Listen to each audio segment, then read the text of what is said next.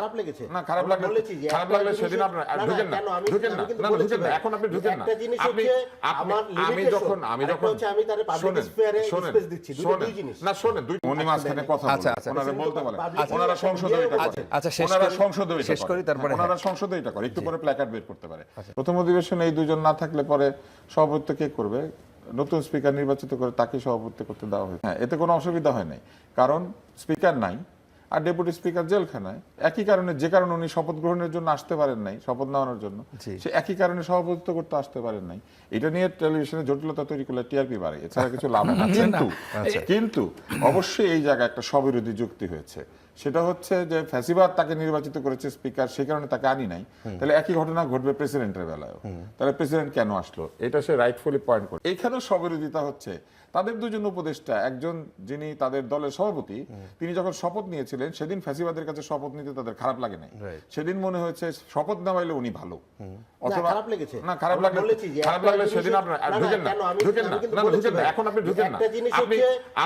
আমি যখন আমি তার পাবলিক স্পেয়ারে স্পেস দিচ্ছি দুই জিনিস না শোনেন দুইটাই পাবলিক স্পেয়ার আপনি আসেন আমাকে শেষ করতে দেন আপনি তখন বলেছেন আপনি এখানে কথা বলেন না প্রেসিডেন্ট যখনই কোনো কিছু করেন এটা পাবলিক স্ফিয়ার কেননা প্রেসিডেন্ট একজন পাবলিক প্রেসিডেন্ট আমাদের পাবলিক স্ফিয়ারে ইন্টারনেট উনি মাঝখানে কথা ওনারা বলতে বলেন ওনারা সংসদে এটা করে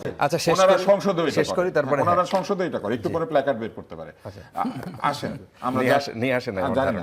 আসেন আমরা কথা বলা যায় না ওই দিন তো আমরা প্রথমে দেখি নাই আমরা কথা বলি না আমরা কথা বলি সেটা হচ্ছে যে উনি যখন শপথ গ্রহণ করিয়েছেন তখন ওনারা যেটা নিয়ে ব্যস্ত হয়েছিলেন সেটা হচ্ছে শপথের পিছনে বঙ্গবন্ধুর ছবি ঝুলবে নাকি ঝুলবে না এটা নিয়ে তারা ব্যস্ত হয়েছিলেন কিন্তু এটা তারা বলেন নাই যে আওয়ামী লীগের নির্বাচিত প্রেসিডেন্টের কাছে আমরা শপথ নিব না ততক্ষণ পর্যন্ত উনি ভালো ছিলেন 133টা অধ্যাদেশ জারি করা হয়েছে ওই অধ্যাদেশগুলির মধ্যে যেহেতু অনেক ধরনের অধ্যাদেশ তাদের ইচ্ছা অনুযায়ী হয়েছে প্রায় সবগুলাই অতএব তারা সেখানেও বলেন নাই অবৈধ প্রেসিডেন্ট কেন অধ্যাদেশ সাইন করে তার মধ্যে সবচেয়ে অধ্যাদেশ কোনটা গণভোটের যে জুলাই আদেশ সেটা কে সাইন করেছেন এই অবৈধ রাষ্ট্রপতি এত অবৈধ যে তাকে চেহারা পর্যন্ত তারা সহ্য করতে পারে না কিন্তু সাইন করলে এটা সহ্য করে ওই যে পঠিত হইলে ঠিক আছে হ্যাঁ না হলে ঠিক নাই এইবার আছেন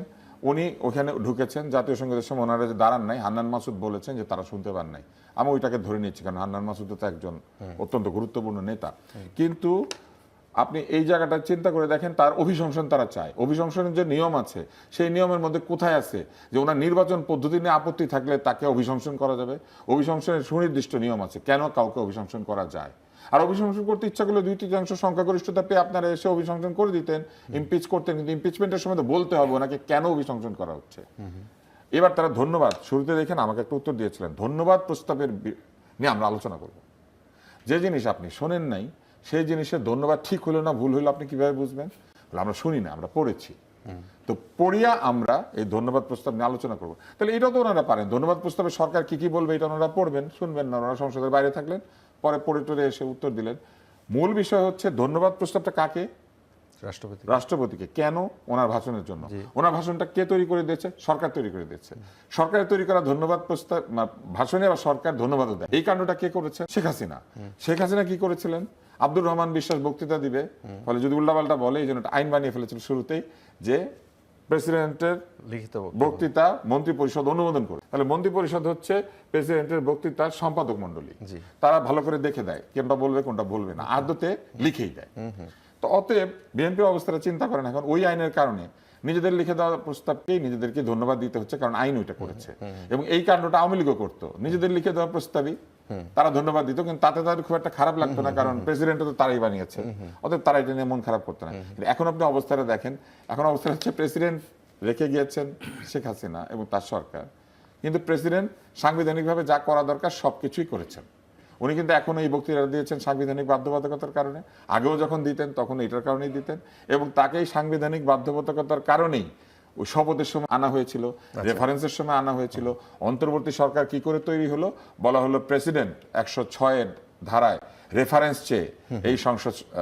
এই অন্তর্বর্তী সরকার তৈরি করেছে মানে প্রেসিডেন্ট যখন আদালতের কাছে রেফারেন্স চায়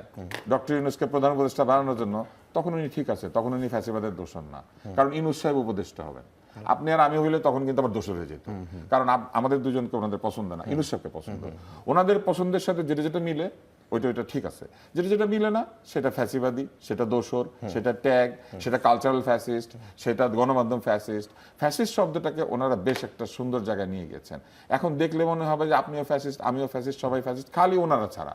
ওনারা কেউ ফ্যাসিস্ট না। কিন্তু ওনাদের দলের মধ্যে এমন লোক আছে যারা ফ্যাসিস্টদের প্রধানতম ব্যক্তির জন্য বক্তৃতা দিয়েছেন, এবং সেই বক্তৃতা আবার তাদের খারাপ লাগে না। ওই বক্তৃতার জন্য ওনারা বলেন না যে তুমি যে এত সুন্দর বক্তৃতা দিয়েছিলে, এইভাবে দিয়েছিলে, সেজন্য তুমি ফ্যাসিস্ট। কি বলে জানেন? তখন দিতে বাধ্য হয়েছিল। অন্যরা করলে বাধ্য হয় না, ওনারা করলে বাধ্য হয়। ওনাদের সমস্ত কিছু হচ্ছে সুবিধাজনক, যেটা এটাকে বলে